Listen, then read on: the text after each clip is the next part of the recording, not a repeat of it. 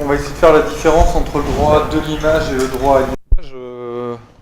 Moi-même, j'utilise les images, etc. Mais donc, on a la chance d'avoir Adrien Chouamier, donc, qui est situé juste à côté, rue Anita Conti, qui est spécialiste du droit et qui va nous éclairer sur des parties assez techniques et particulière de ce vaste monde qu'est le droit à l'image. Et encore heureusement en France on a ce droit-là, puisque dans certains pays c'est encore très, très incertain.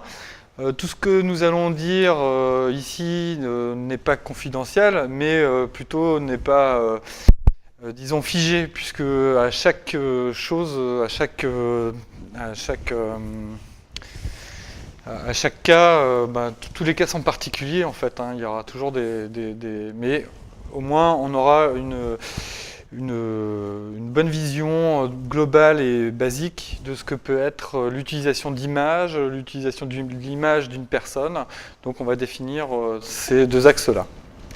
Et donc du coup, on a la chance aussi d'avoir un photographe donc qui a l'aspect concret de la chose, qui fait des photos toute la journée et fait aussi des contrats du coup toute la journée, puisque pour pouvoir utiliser ces photos, eh bien, il faut qu'il puisse avoir toutes les autorisations nécessaires pour pouvoir les faire, et ensuite il faut qu'il fasse les contrats pour pouvoir les vendre et les exploiter. Donc c'est pareil, on va essayer de voir ça. Donc vous aurez à la fois l'aspect juridique et l'aspect pratique de la chose. Donc du coup, vous l'aurez noté, la conférence c'est droit à l'image, droit de l'image. Donc est-ce que vous, comme ça, vous saisissez la différence entre les deux termes?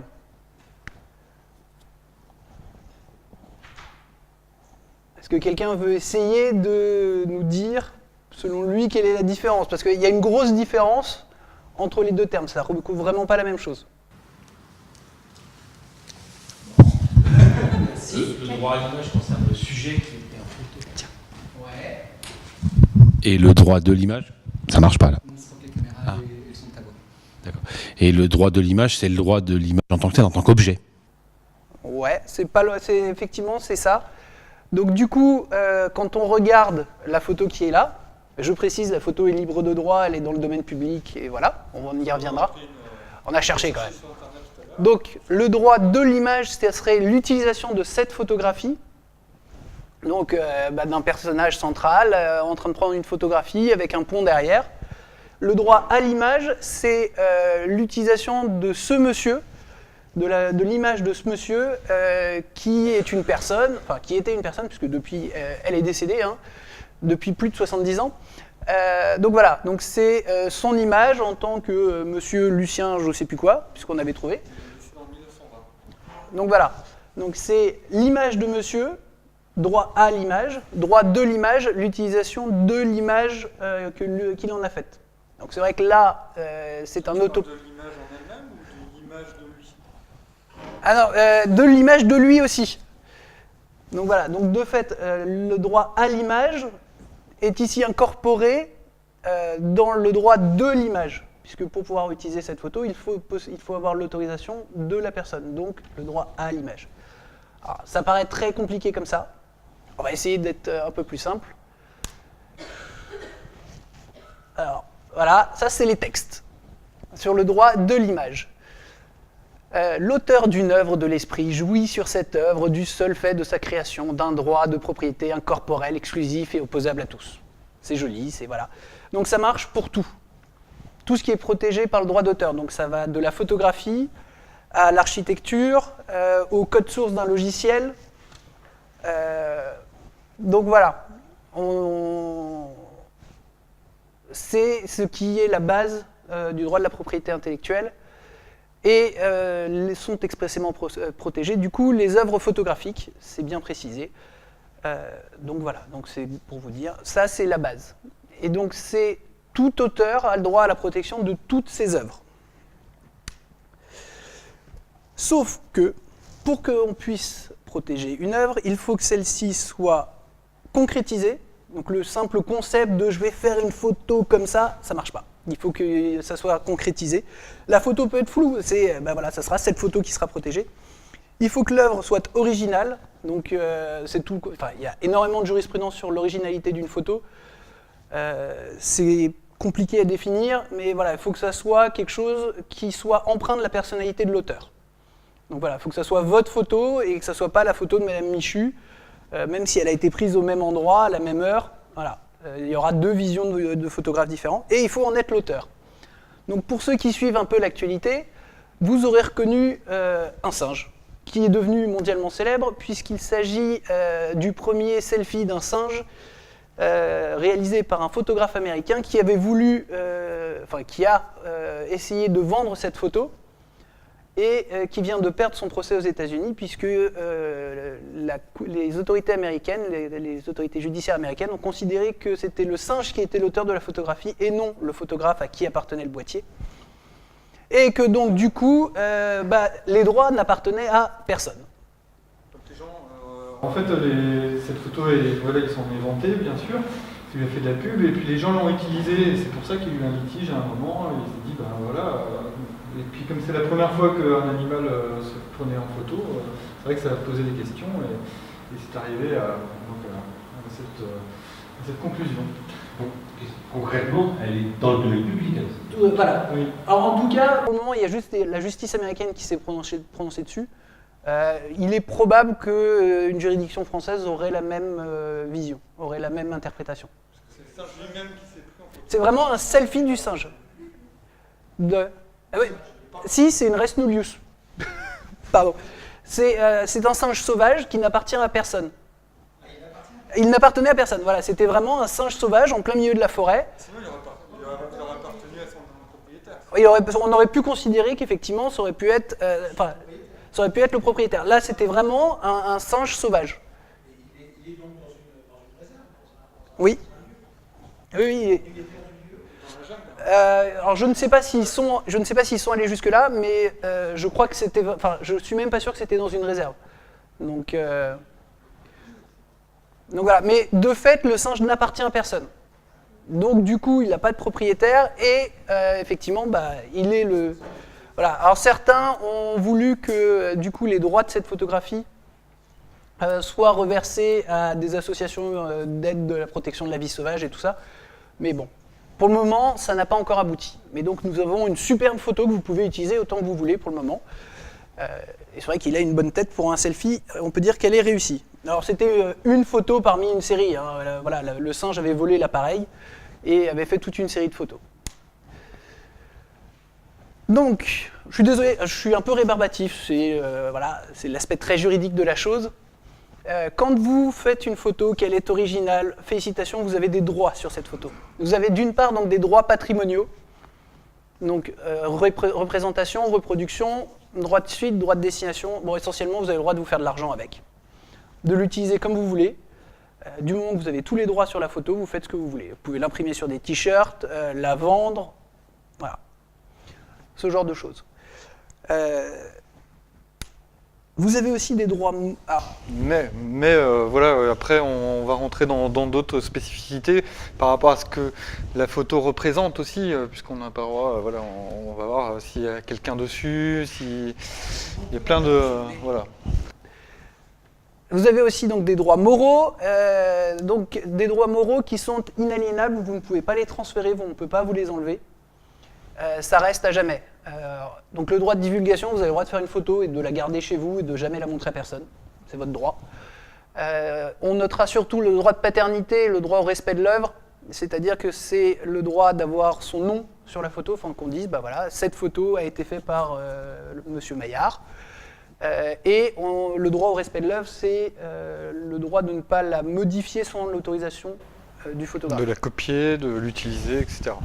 Voilà, donc ça va être, par exemple, on n'a pas le droit de faire une inversion de couleur, de barbouiller par-dessus. Même de la couper, ou de la recouper. Également, ouais. Voilà. Une œuvre, c'est son intégrité. Elle est une et entière, et voilà, si on la recoupe, du coup on change la vision du photographe, et ce n'est plus la même œuvre, ce n'est qu'une portion de l'œuvre, et on dénature de fait l'œuvre. Ça c'est dans la loi, après dans la réalité on fait des concessions avec notre clientèle ou les revues, etc. Donc c'est une base. Bon, je crois que c'est la dernière diapo sur les trucs embêtants, vraiment très juridiques. La durée de la protection, donc c'est protégé pendant 70 ans après la mort de l'auteur. Donc c'est ce qu'on a dit tout à l'heure sur la première photo. Pour pouvoir l'utiliser librement, plutôt quand vous faites une photographie, vous avez le droit de l'utiliser, de faire tout ce que vous voulez avec, de faire de l'argent avec pendant 70 ans après votre mort. Donc vous en déduirez que pendant les 70 dernières années, ce sont vos héritiers qui récupèrent l'argent et qui font ce qu'ils veulent de vos photos. Les droits moraux, eux, sont sans limite. C'est pas parce que vous êtes mort depuis 200 ans qu'on n'a pas le droit de citer votre nom en tant qu'auteur de la photographie. Vous avez toujours le droit d'avoir votre nom. Pour faire un rapide parallèle, quand on a un programme en logiciel libre, le droit patrimonial s'applique aussi, puisqu'il y aura toujours dans un logiciel libre la liste complète de tous les contributeurs. Aussi minime soit-elle, il y aura toujours une liste complète de tous les contributeurs, même pour une ligne de code. Ça se retrouve toujours dans un logiciel libre, c'est pareil, c'est ce droit patrimonial. Alors qu'est-ce qui se passe au-delà de 70 ans au-delà de 70 ans, pour d'autres personnes? Est-ce qu'ils ont le droit de l'utiliser, de se faire de l'argent avec Voilà, au-delà de 70 ans, c'est ce qu'on a vu. La photo, du coup, est dans le domaine public. C'est la première photo qu'on a vue. Et donc, du coup, chacun a le droit de l'utiliser librement, y compris dans un but commercial. Par contre, il ne peut plus en avoir l'exclusivité. Tout le monde peut réutiliser la même photo et en faire exactement ce qu'il veut. Dans la limite des droits moraux qu'on a vus tout à l'heure, qui eux sont inaliénables et n'ont pas de limite. Donc du coup, la paternité reste, le droit au respect de l'œuvre reste, voilà. Et ce sont toujours les héritiers qui pourront accorder les dérogations, pourront vérifier et faire appliquer les différents droits moraux. J'espère que tes héritiers sont au courant. Donc, droit à l'image. Donc c'est ce qu'on a dit, c'est donc le droit au respect de son image en tant que sujet, en tant que personne physique. Donc c'est basé sur l'article 9, chacun a droit au respect de sa vie privée, et de là-dessus on est parti avec de la jurisprudence sur le droit à l'image, le droit, voilà. Donc c'est de la personne, du visage, etc. Voilà, donc c'est pour ça. Ça va très loin, voilà, la main. Voilà. Exactement. C'est pour ça que quand on photographie des gens dans des buts commerciaux ou quoi, on fait signer à chaque fois en fait des droits de ou à l'image. De l'image, à l'image. Pour utiliser le droit de l'image. Alors, ça permet surtout en fait de protéger également la personne qui est photographiée et le photographe aussi pour l'utilisation des images. C'est super important. Donc du coup, là vous voyez deux photos, une de la Tour Eiffel, hein, pour ceux qui ne connaîtraient pas Paris, voilà, la Tour Eiffel. À votre avis, du coup, est-ce que cette photo est libre? Voilà, parce que j'ai photographié la Tour Eiffel, en fait je suis allé chercher sur internet, donc c'est une photographie de la Tour Eiffel. Non, c'est la fameuse liberté de panorama. Alors non. Voilà, donc si effectivement, bien joué, si la Tour Eiffel en elle-même est effectivement dans le domaine public, on peut faire des photos de la Tour Eiffel, il n'y a pas de problème. De les vendre. De les vendre, voilà. De l'utiliser, voilà. La limite, ça va être que le feu d'artifice et l'éclairage sont deux œuvres distinctes de la Tour Eiffel. Donc on a des interactions entre plusieurs œuvres, et donc du coup il faudrait obtenir l'autorisation de tout le monde pour pouvoir en faire une utilisation comme on le souhaite. Donc voilà, et c'est pas parce que le photographe dit moi je la mets dans le domaine public, voilà, ça restera quand même un problème puisque l'artificier a un droit sur l'image des feux d'artifice qu'il a produit, et la société qui a fait l'éclairage de la Tour Eiffel aussi. Donc on a le droit de la photographier si on veut, mais on le garde pour soi ou on le publie de façon limitée. Voilà. Donc ça. Dans le cas présent. Pardon ? Et donc dans le cas présent. Ah, dans le cas présent, effectivement. On pique l'image là. là. J'ai piqué l'image sur internet, ne sachant même pas de quelle année était le feu d'artifice. À titre d'illustration, dans le cadre d'une conférence, donc normalement ça doit rentrer dans les exceptions qui sont prévues par le code de la propriété intellectuelle, je vous rassure. Donc voilà, ensuite vous aurez reconnu bien entendu le fameux tableau L'origine du monde, qui est aussi a fait aussi les gros titres de l'actualité récemment. Alors pas tant pour l'utilisation de l'image et du droit de l'utiliser, mais sur Facebook et ses conditions d'utilisation, puisque en 3 mots. Un amateur d'art, de mémoire en plus professeur, avait publié cette photo sur Facebook. Facebook l'a supprimée pour cause de nudité et ils sont allés en justice, notamment pour savoir juste si les conditions d'utilisation de Facebook qui prévoient que seules les juridictions de Californie sont compétentes étaient ou non une clause abusive, et il a gagné. Donc normalement, ça devrait être jugé prochainement pour savoir s'il avait le droit de faire ça ou pas. En très résumé, vous n'aurez pas besoin d'aller en Californie devant un tribunal californien pour attaquer Facebook. Vous serez considéré comme consommateur en France. Mais donc du coup, on se retrouve avec une photographie d'une œuvre d'art. L'œuvre d'art en tant que telle est protégée. L'auteur, là, on est bien d'accord, est pareil, mort depuis plus de 70 ans. Mais les musées maintenant s'ouvrent de plus en plus aux photographies. Il y a une charte qui a été faite. Sans flash. Ah, voilà, c'est toujours le problème. Pour pas altérer l'œuvre. Donc voilà, on n'a pas le droit de détériorer l'œuvre, on n'a pas le droit de l'abîmer, donc c'est toujours ce problème aussi de respect de l'œuvre. De mémoire, je crois que les musées font aussi payer si on installe un trépied, enfin du matériel un peu sophistiqué. Voilà. Mais ça, c'est pas lié strictement au droit de l'image. C'est pas lié au droit. C'est pas les musées qui sont détenteurs des droits. Bah, c'est tout le problème. C'est tout le problème, c'est que le ministère a publié une charte qui ne respecte pas le droit. Puisque effectivement, ils ne sont pas détenteurs, c'est dans le domaine public. En plus, ça appartient à l'État, donc ça fait partie des choses qu'on pourrait normalement utiliser. Voilà. En même temps, ils en prennent soin. Mais voilà, on peut considérer qu'ils en prennent soin. Si restauration il y a eu, effectivement, dans ce cas-là, il y a les droits des restaurateurs. Donc voilà, donc c'est toujours le problème. Il y a toujours une imbrication de droits. Ils pourront considérer que l'éclairage, de telle sorte, faisait que... Une question là, sur justement la photo d'origine du monde. Est-ce que ça peut être considéré comme une photo originale? Est-ce qu'il y a une intention? Je pense que là, c'est de la photo technique, c'est purement cadré juste autour du cadre. En plus, c'est même pas droit. Il y a eu une polémique avec certains photographes qui bossent pour des musées, qui voulaient être payés pour ce type de photo en tant qu'auteur de photos originales. Alors, ils peuvent tout à fait. Les musées, pour les noms, c'est de la photo technique. Alors, je pense que là, tu es mieux placé pour répondre. Je crois que c'est ce que tu m'expliquais tout à l'heure. Tu as 2 postes, en fait, quand tu fais une photographie pour quelqu'un. Tu as le poste prestation et le poste droit d'auteur. Droit d'auteur, voilà. Oui. Oui, mais là, je considérais quand même que si je fais une photo pour une personne dans ce cadre-là de reproduction d'œuvre, c'est quand même on a un accord tacite. Si elle en fait une carte postale, je ne lui fais compter qu'une prestation. Je ne vais pas, je pense, enfin, ça me paraît judicieux de ne pas faire payer de prestation et de droit d'auteur, enfin qu'une prestation et pas de droit d'auteur dessus. Voilà, donc, c'est pas parce que effectivement il n'y a pas d'originalité qu'il n'y a pas de travail. Donc la prestation sera payée.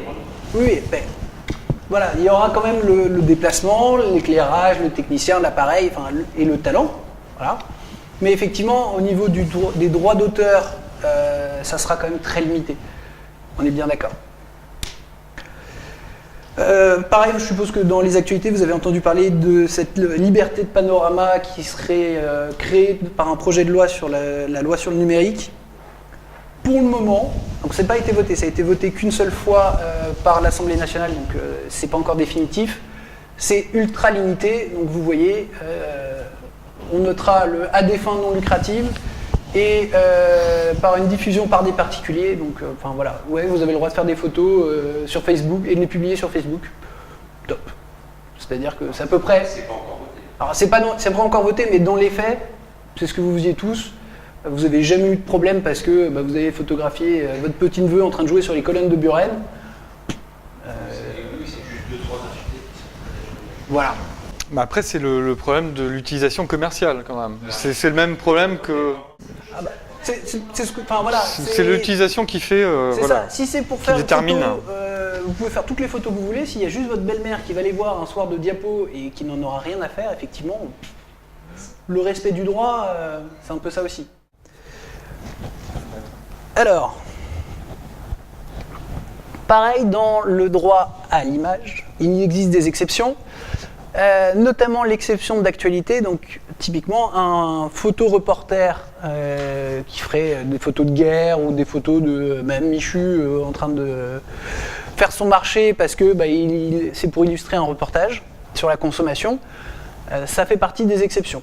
On a le droit de faire de ce genre de photos, ça est limité, c'est organisé, et la caricature aussi. Alors, est-ce que quelqu'un sait pourquoi, du coup, la première photo est vaguement devenue célèbre ?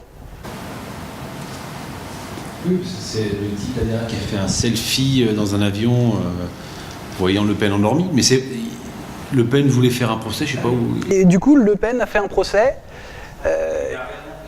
Il a vraiment fait, il a vraiment gagné, puisque donc c'était une photo qui avait été faite il y a des années, en fait, par donc le type derrière, qui est, je sais plus, qui est un ex de Madonna, pour ceux que ça intéresse, et qui la gardait au chaud justement pour pouvoir la ressortir un jour où il trouverait drôle de pouvoir ressortir donc ce selfie de Monsieur Le Pen endormi.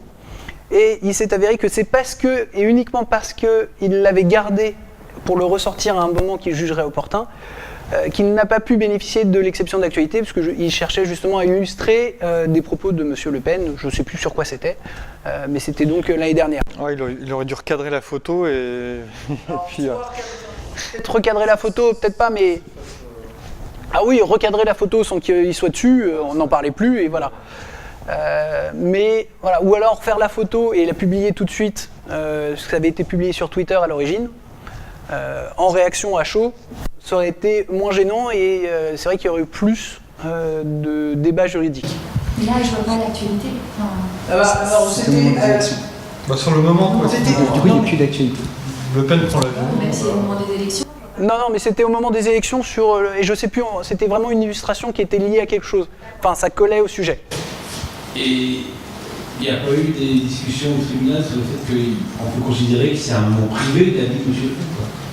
Alors non, parce qu'ils ont considéré que c'était dans un lieu qui était public, de mémoire, parce que j'ai lu la décision en diagonale. On considérait que c'était un lieu qui était public et que effectivement, c'était la photo, c'était un selfie. Alors même si ça avait été pris sans son autorisation, enfin, du coup, son droit à l'image avait été violé, on est bien d'accord. Il avait le droit au respect de son droit à l'image, et c'est l'exception d'actualité qui n'avait pas joué. Donc voilà, c'était dans cet ordre-là. On était bien d'accord que c'était la vie privée de M. Le Pen, même s'il est un personnage public, mais on cherchait à faire jouer l'exception d'actualité. Bon, et donc là... Par contre, ceci, il y avait eu 10 personnes autour avec Le Pen. Il n'y a pas un nombre de personnes sur une photo pour que... Pour que ça soit considéré comme public ou privé ? Oui. Non, pas à ma connaissance, c'est vraiment... Pour un groupe, voilà. Non, parce qu'on pourrait considérer qu'il y aurait eu une photo de tout l'avion, ça n'aurait rien changé. D'accord. Donc voilà, et donc en dessous, vous avez donc une photo extraite des Guignols. Donc on est bien d'accord, on reconnaît bien Monsieur Le Pen et sa fille. Je pense qu'il n'y a pas de problème. Ah pardon, oui, sa petite fille, excusez-moi, c'est Marion. Donc voilà. Là, c'est l'exception d'une d'actualité parce que c'était publié sur le moment, et de deux, c'est l'exception de caricature qui est très forte en France et qui est très respectée. Oui, donc on est bien d'accord, c'est l'image de Monsieur Le Pen.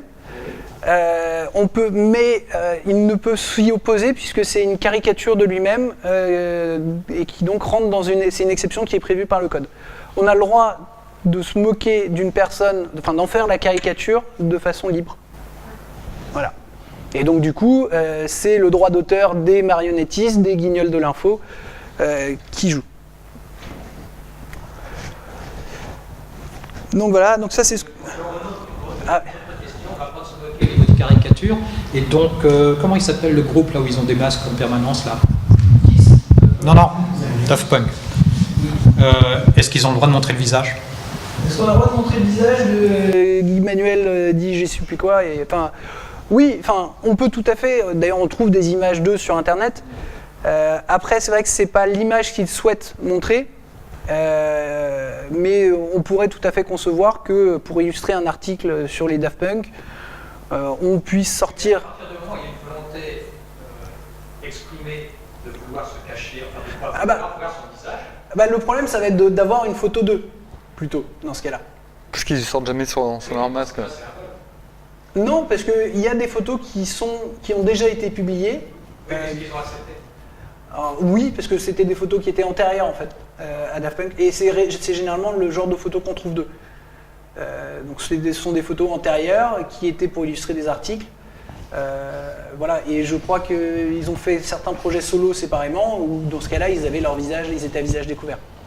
D'accord, ils sont apparus à visage. Ça leur arrive d'apparaître à visage découvert. Mais voilà, c'est le problème aussi. Faire une photo d'eux, on va retomber dans le même problème. Si on fait une photo d'eux parce que on les surprend dans la loge au moment juste avant où ils enfilent un casque, va falloir leur demander leur autorisation. Ouais, à mon avis, leur staff doit signer des papiers pour ne pas justement dévoiler. C'est ce qu'on fait par exemple des fois en shooting photo mode, où les mannequins se prennent en photo. Donc bon, c'est tacite, mais on leur dit ne publiez pas vos photos puisque ça va dévoiler des tuniques, des vêtements qui vont être utilisés dans 6 mois, etc. Donc voilà. Mais à mon avis, oui, on leur ferait signer des choses. Et par contrat, on peut interdire beaucoup de choses au niveau du droit à l'image. Je me souviens que notamment, c'était pour les Jeux Olympiques. Je ne sais pas si vous aviez suivi. Par contrat, les athlètes s'interdisaient de porter certains vêtements ou certains accessoires, puisque c'était des marques qui étaient concurrentes des sponsors officiels des Jeux Olympiques. Donc du coup, voilà, certaines marques avaient cru bon de distribuer gratuitement, je crois que c'était notamment des casques audio, qui avaient été distribués à des athlètes et qui les utilisaient en fait pour les entraînements, et donc ils étaient photographiés avec, donc ça faisait de la pub pour la marque. Et sauf que contractuellement, ils s'étaient engagés à ne pas apparaître avec des sponsors, enfin des marques qui n'étaient pas sponsors des Jeux Olympiques. Bon, quand il y avait un sponsor dans la catégorie en fait. Donc voilà, mais contractuellement, on peut vraiment baliser beaucoup de choses. En parlant justement d'intervention de police, il y a souvent la question, peut-on photographier des policiers pendant une manifestation par exemple? Alors, on s'est posé la question, j'ai pas eu le temps de vérifier. On s'est posé la question quand on a préparé tout à l'heure la conférence. Et de mémoire, un policier en tant que tel, il n'y a pas d'interdiction formelle pour un policier qui serait en intervention de le photographier. Par contre, il doit y avoir des dispositions spécifiques pour tout ce qui est force d'intervention, RAID, voilà, et voilà, qui sont cagoulés ou qui ne veulent pas être identifiés. Mais je crois que du coup, il doit y avoir des dispositions spécifiques relatives à ces organismes. Justement, parce qu'en fait, j'ai eu un problème une fois comme ça. Le carnaval de Saint-Malo. On invite des grandes marionnettes à venir. On prend des photos de l'événement, il y a du monde, on floute les visages, mais la grande marionnette, c'est le centre d'intérêt du carnaval.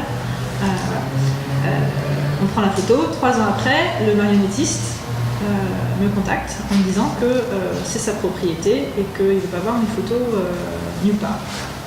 Je ne les ai pas exploitées, je les ai mises sur ma page Facebook.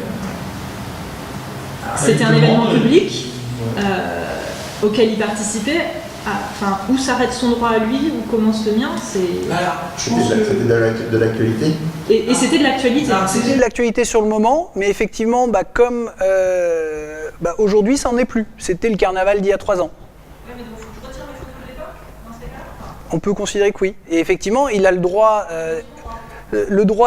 droit sur l'image de sa marionnette, c'est lui qui l'a créé, c'est son œuvre. Et si c'est imprimé dans un document Si c'est imprimé dans un document, non, on est bien d'accord, mais le problème c'est que j'ai pas révisé à fond, je vous l'avoue, l'exception d'actualité. Je ne pensais pas que vous alliez poser autant de questions dessus. Mais moi on parle d'œuvres d'art, mais c'est toutes les œuvres. Toutes les œuvres de l'esprit. Moi, ma maison n'est pas une œuvre d'art, mais...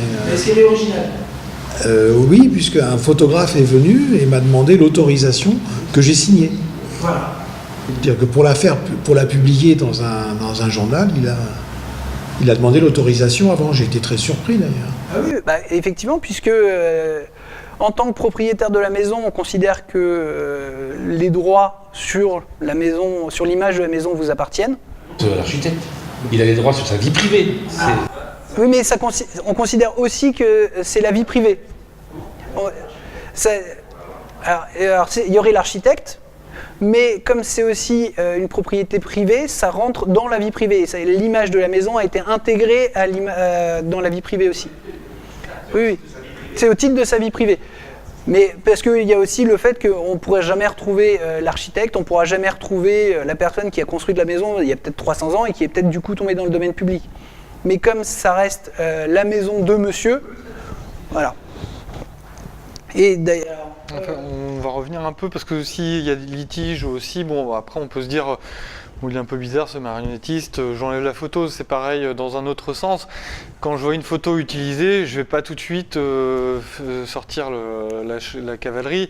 Je vais d'abord contacter la personne en train de lui signifier tiens, vous avez utilisé une de mes images, c'est arrivé quelques fois quand même. Et voilà, après on s'arrange et puis jamais c'est passé au-delà du tribunal, etc. quoi. Non, là, sur cette photo-là, ça a été lisse. Ah oui, mais il y en a qui attaquent tout de suite, effectivement, c'est ça. Par contre, quand on a fait ça, ils avaient oublié le nom sur le flyer, là, qu'à Pierre. Voilà, on va pas faire un procès, on va juste dire, tiens, est-ce que vous pourriez marquer le nom? Exactement.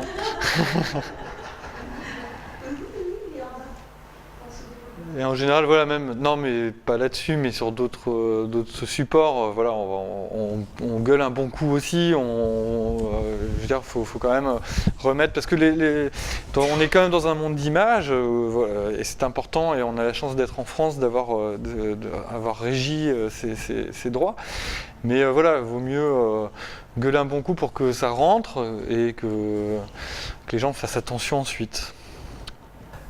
Donc on en arrive à comment faire pour utiliser vos photos. Donc alors là du coup je vais laisser la pratique parler. Donc en fait c'est surtout quand on voilà, surtout commercialement, donc quand on a un client, donc il y a le contrat en lui-même et il y a la cession de droit en fait. La cession de droit régit l'utilisation de la photographie. En général, c'est sur 5 ans, on donne une définition de temps, d'utilisation géographique et de support. Tout ça pour éviter les litiges, hein, donc tout est bien cadré dès le début. Voilà, on limite en général hors 4x3, hors carte postale. Par exemple, si on fait des photos avec des gens, bon, c'est vrai que c'est leur demande, mais par exemple, si ils utilisent une photo et qu'ils font tirer 1 million d'exemplaires qu'ils vendent, là, le photographe pourrait se sentir un peu lésé sur la somme qu'il aurait pu aussi avoir, bien sûr. Donc voilà, ce genre de choses permet aussi de cadrer l'utilisation de la photo. Donc en retour d'utilisation, ils se doivent normalement de renvoyer les supports qu'ils ont imprimés en fait. Et normalement la mention de l'auteur doit être citée pour pas qu'il y ait de confusion normalement dans des documents où il y a plusieurs photographes qui apparaissent. Voilà, donc ce que je voulais rajouter là-dessus, c'est assez succinct, mais photo de Coluche sur une marque de fringues et le photographe avait laissé les Restos du Cœur utiliser cette photo et donc une marque de fringues qui voulait l'utiliser pensant que du coup elle était dans le domaine public, l'a utilisée et là le photographe s'est retourné contre eux et a gagné. Oui, puisque à partir du moment où on fait une cession de droit, on pourrait assimiler ça en fait à une licence, on autorise... Il y a 2 choses, il y a la licence et la cession de droit. La cession de droit, on donne tous les droits patrimoniaux qu'on possède sur la photo à quelqu'un d'autre. Donc je fais une photo, Monsieur Maillard fait une photo, me la vend, avec les droits qui vont avec, me vend pas juste une copie, une reproduction de cette image, mais me vend tous les droits. Effectivement, du coup, dans le respect du contrat, j'ai le droit de faire tout ce qui est marqué dans le contrat. J'ai le droit de la revendre, j'ai le droit d'accorder des licences, j'ai le droit de l'imprimer sur ce que je veux. Voilà. Dans le cadre de Coluche, c'est ça. Le photographe avait accordé en fait le droit d'utilisation au Resto du Cœur de cette photo, et juste au Resto du Cœur. Donc effectivement, la réutilisation commerciale par quelqu'un d'autre, c'est normal qu'il soit fait taper sur les doigts puisqu'il n'en avait pas les droits. Il n'avait pas acquis les droits, il n'avait pas acquis les droits auprès du Resto du Cœur, et encore il aurait fallu qu'il les ait, puisque le principe c'est en droit français, on ne peut pas vendre plus de droits qu'on en a. C'est quand même relativement logique. Donc voilà, c'est ce qu'on a vu tout à l'heure, on est passé très très vite, mais les droits patrimoniaux, on peut céder seulement certains droits patrimoniaux. On peut céder juste le droit de reproduction, juste le droit de diffusion. Enfin, voilà. Alors, même si à l'ère d'Internet, ça devient quand même plus compliqué de différencier la reproduction de la diffusion, puisque la reproduction, de fait, ça se reproduit... Enfin, en diffusant, on reproduit partout, avec Internet, avec l'informatique. À partir du moment... À propos de reproduction et de diffusion,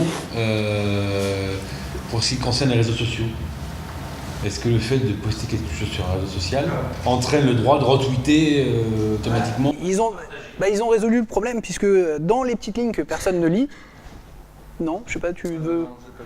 Bon, donc dans les petites lignes de conditions d'utilisation que personne ne lit, Facebook dit, à partir du moment où vous publiez une photo, vous me donnez tous les droits sur la photo.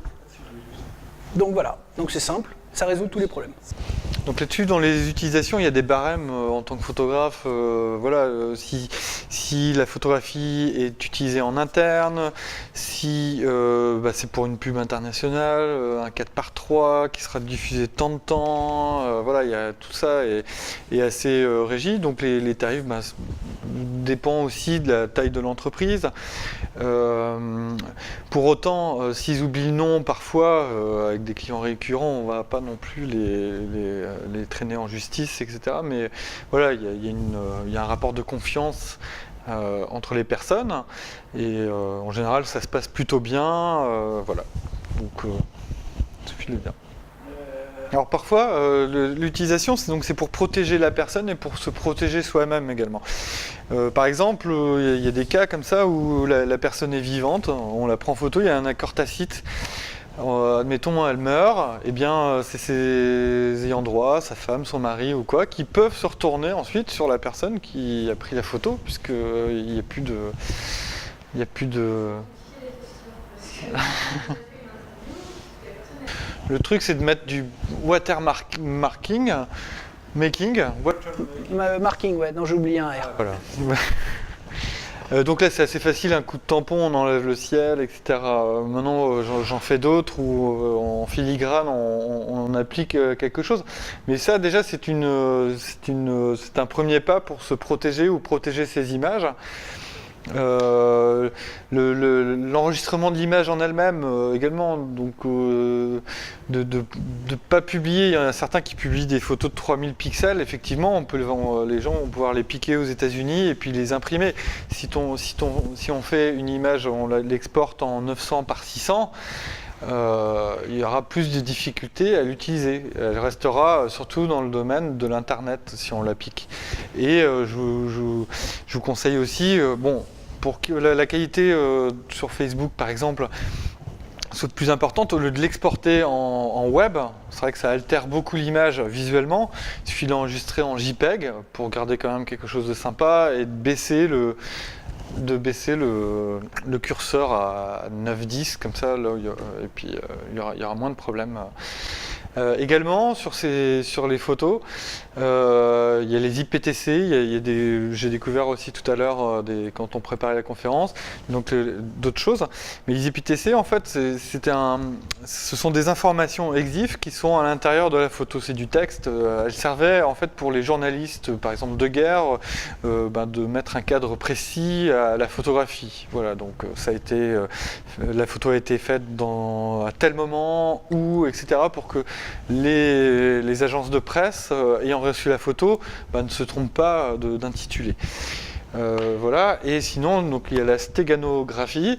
Non, c'est pas une maladie de l'estomac, mais c'est d'autres choses. C'est le principe de cacher dans l'image en elle-même des informations ou même un texte. Et donc du coup, c'est un procédé purement informatique.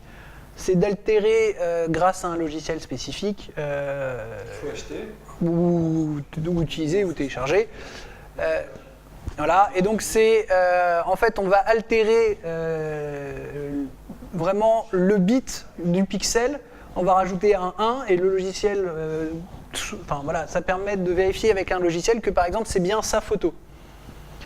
Alors je ne sais pas si je suis très clair, mais en fait on va encoder dans l'image en elle-même, pas dans un fichier, pas dans les paramètres EXIF. On va encoder dans l'image en elle-même des informations, ce qui fait que le jour où on retrouve la même image ailleurs, qu'on va les se plaindre en disant bah, attendez, c'est mon image. Bon, attendez, comment vous pouvez prouver? Ok, voilà, clic, c'est mon image. Maintenant, vous êtes d'accord? Voilà, ça a été c'est aussi utilisé de façon intensive par tous les sites internet qui publient des vidéos et par les majors du cinéma qui fournissent à YouTube et Dailymotion des versions, l'empreinte du film et qui encodent dans le film un système pour être sûr que bah, c'est leur film. Et donc du coup, même s'il est filmé avec une caméra ou s'il est recadré, il subsiste des paramètres, des traces qui font que Dailymotion détecte automatiquement que bah, c'est le dernier Avenger, que le dernier Avenger il n'a rien à faire sur YouTube parce que c'est pas publié par Universal, et donc la vidéo est refusée automatiquement. Donc voilà, c'est de l'ordre, et c'est un système de cryptage en fait. Ça rentre dans ce qu'on appelle le chiffre. Et moi, pour une photo, le cas n'est jamais arrivé, mais je pense aussi que, par exemple, si on a une image 4 tiers et on la coupe pour en faire un format un peu plus 16/9, ou qu'on prenne l'image et qu'on l'agrandisse légèrement. Bon, bah, s'il y avait litige, je pense que de montrer qu'on a une image déjà de haute qualité, de haute définition et légèrement recadrée, donc la personne n'aurait pas en fait toutes les informations qui est autour de ce qu'elle a. Bah, je pense que ça pourrait permettre aussi simplement de faire valoir ses droits. Parce que c'est bien beau d'être l'auteur, mais encore faut-il le prouver. Parce qu'on voit maintenant sur Facebook, par exemple, il y a quelques temps, on rentrait les IPTC, on publiait l'image et hop, ils récupéraient certaines informations qui pouvaient indiquer en dessous. Depuis, en fait, ces logiciels-là occultent ces informations, les enlèvent, recréent même le nom du fichier. Et voilà, avec de la stéganographie, on pourrait maintenir ces informations sur Facebook. Si les IPTC, les IPTC sont supprimés quand on le publie sur Facebook, du coup quand on télécharge on ne peut pas récupérer par exemple l'heure du cliché, l'heure de prise de vue, on pourrait par de la stéganographie maintenir certaines informations sur le fichier. Donc, voilà. Et après il reste le watermarking. Alors, donc là c'est ce qu'on disait, c'est un watermarking qui est visible. Il pourrait y avoir quelque chose de beaucoup plus léger, type filigrane. Je pense que vous avez déjà tous vu avec copyright, machin. C'est quelque chose qui recouvre quasiment toute la photo, c'est plus ou moins visible et ça gêne plus ou moins pour l'utilisation qu'on va en faire derrière. J'ai une question par rapport à la durée de cession des droits, parce qu'il y a des sociétés d'édition qui achètent des images et qui nous font signer un contrat en disant que les images sont cédées de manière illimitée pour une diffusion sur Internet. C'est légal? Non. Il y a même des institutions qui le font aussi. Alors, il y a un article du Code de la propriété intellectuelle qui est très clair, on avait reproduit les principes. Il faut que ça soit limité dans le temps, limité dans l'espace et sur le support. Typiquement, le maximum qu'on puisse octroyer, c'est 70 ans après la mort. Donc voilà. Et comment se retourner contre une société d'édition qui nous a fait signer un contrat comme ça Le contrat est nul, la clause est nulle, il n'y a pas eu de cession de droit. Un de mes professeurs m'avait expliqué le cas d'un logiciel qui avait été cédé, donc c'est pareil, c'est le même droit d'auteur, c'est les mêmes articles qui s'appliquent, d'un logiciel qui avait été cédé à une grande entreprise et il avait été cédé pour le monde entier. Donc jusque-là, très bien. Sauf que un bout du code s'est retrouvé sur un satellite. Et donc du coup, les auteurs sont allés voir la grande société, on dit « Bonjour, vous n'avez pas le droit d'utiliser notre logiciel. » Bah si, regardez, on a un contrat. Ah oui, mais c'est marqué le monde entier. Là, on est dans l'espace, on négocie. Vous êtes en train de faire de la contrefaçon. Donc voilà. Ça s'est arrêté au chèque et voilà. Mais ils auraient pu très bien considérer que effectivement, le contrat ne couvrait pas cette utilisation. Le chèque a été fonction à distance. Je Je me souviens plus. Mais voilà, il y avait eu un nouveau chèque, il y avait eu une négociation. Et, donc voilà. En cas de problème, si votre image est utilisée, alors votre image dans les deux sens, votre image dans le droit de l'image, votre œuvre, ou votre image, votre personne, le plus simple c'est de tenter le retrait à l'amiable. Voilà, hein, sur internet, mention légale du site internet, un petit message. Bonjour, excusez-moi, il me semble que vous utilisez une image qui m'appartient, merci de la supprimer ou de me contacter pour que je vous cède les droits. Bon. Souvent ça marche parce que, bah voilà, ce qu'on disait tout à l'heure, les gens font un peu n'importe quoi, prennent le risque et se disent que bon, bah la première demande, j'enlève, on n'en parle plus et voilà. Et c'est pas grave, bah, j'ai pu l'utiliser pendant tout un temps et ça s'est bien passé et je suis content. Parce que effectivement, facile sur internet, mais quand c'est publié, édité, que c'est des bouquins qui sont diffusés. Ah bah oui, effectivement, là ça devient plus compliqué puisque ça veut dire bah très bien, vous retirez ma photo.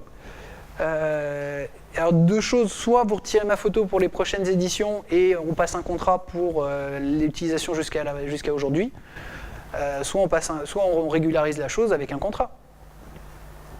Ou alors, voilà, ou vous retirez tous les supports, mais il y aura toujours une utilisation. C'est toujours le problème de ce qu'on a le droit de faire et ce qu'on peut vraiment faire, puisque voilà, on est un opérateur économique, on sait qu'il faut qu'on ait des contrats, il faut qu'on ait une certaine réputation. Concernant le retrait à l'amiable, il faut s'adresser à l'éditeur du site ou à l'hébergeur? Alors d'abord l'éditeur et ensuite l'hébergeur. Effectivement. Et encore, puisque effectivement l'utilisation d'une image d'une de ces œuvres sans l'autorisation, c'est une contrefaçon au sens de la loi et c'est prévu. Effectivement. Alors il y a deux choses. Il y a effectivement le début de la procédure judiciaire, ça va être la mise en demeure par courrier recommandé. Donc ça peut être fait par vous. Voilà, c'est bon voilà, vous avez 8 jours pour enlever l'image. Au-delà, on passe à l'étape d'après. Sachant que c'est une étape qui est devenue obligatoire depuis le 1er avril 2015. On est obligé de faire une mise en demeure, on est obligé de faire des démarches amiables et de prouver qu'on a fait des démarches amiables. Après, il y a la même chose version avocat. Vous voyez, j'ai pris un avocat, il vous demande la même chose, donc c'est du sérieux. Et après, effectivement, il y a l'assignation et vous retirez tout de suite, dommages et intérêts, obligation de passer un contrat, et voilà. Par contre, le problème de la démarche judiciaire, ça reste l'effet stressant. Donc du coup, est-ce que quelqu'un sait ce que c'est que l'effet stressant? C'est quand tu chantes bien. Ah, on chauffe. Non, c'est des paparazzi qui avaient pris en photo justement la baraque de Streisand. Elle l'avait postée sur internet. Elle avait réagi effectivement en demandant le retrait de la photo. Et au final, la photo était diffusée sur des dizaines de sites. Voilà, c'est ça. C'était diffusé, je crois, sur un obscur blog ou un truc comme ça, enfin un truc tout petit. Et elle avait demandé judiciairement la suppression de la photo. Et en fait, du coup, tout le monde s'y est intéressé. Ça a fait la une de l'actualité. Et donc, du coup, tout le monde était allé regarder la photo. Et tout le monde l'a publié. Et donc voilà, c'est toujours le problème. Ça se voit aussi aujourd'hui beaucoup sur les interdictions de sites internet, les suppressions de sites internet. Je pense notamment à tout ce qui est site de téléchargement. À partir du moment où les ayants droit commencent à faire des demandes de suppression de sites internet, automatiquement, pour chaque site internet supprimé, il y en a 3 identiques qui vont se recréer. Donc voilà, c'est exactement ça. C'est à partir du moment où on attire l'attention sur un point qu'on cherche à cacher, puisque c'est un peu ça, effectivement. Là, elle cherchait à cacher la photo de sa maison. Du coup, elle a attiré l'attention de tout le monde et tout le monde est allé regarder la photo, tout le monde l'a vue, tout le monde l'a publiée. Du coup, elle pourrait attaquer 15 personnes. Ah oui, elle peut. Mais souvent, on va considérer que c'est pas la bonne technique. Parce que le but du jeu, en l'occurrence, c'était que la photo n'apparaisse pas et que les gens ne soient pas au courant. C'était pas de se faire de l'argent. Enfin, peut-être, mais... Mais voilà, l'idée c'est ça. C'est quand on cherche à cacher quelque chose, on essaye de ne pas attirer l'attention dessus et c'est vrai qu'il y a toujours un risque. Voilà. Et alors c'est ce qu'on a dit en fait tout au long de la conférence. Quand vous faites une photo pour vous et que c'est juste votre grand-mère qui va regarder les photos un soir d'hiver, bon, on est bien d'accord, personne ne saura jamais que vous avez fait une photo. Vous pouvez avoir fait la pire photo que vous voulez, qui respecte rien du tout. Bon, voilà, c'est vous. Voilà. Pour un usage commercial limité, bah, voilà, vous pouvez prendre le risque calculé. Disons que j'ai fait plein de fautes de frappe. Et dire, bah, ok, très bien, dès qu'on me le demande, je l'enlève. Mais c'est prendre le risque, effectivement, que la première demande soit très vite accompagnée d'une mise en demeure, de payer plusieurs dizaines de milliers d'euros. C'est vrai que normalement, à partir du moment où on utilise l'œuvre de quelqu'un, le mieux, c'est quand même de demander l'autorisation. Puisque, c'est ce qu'on a vu, l'auteur ou le journal à qui l'auteur a cédé ses droits, voilà, c'est celui qui a le droit de reproduction qui est à même de pouvoir céder une licence ou le droit de le reproduire aussi. Bon, je crois que voilà, c'est fini.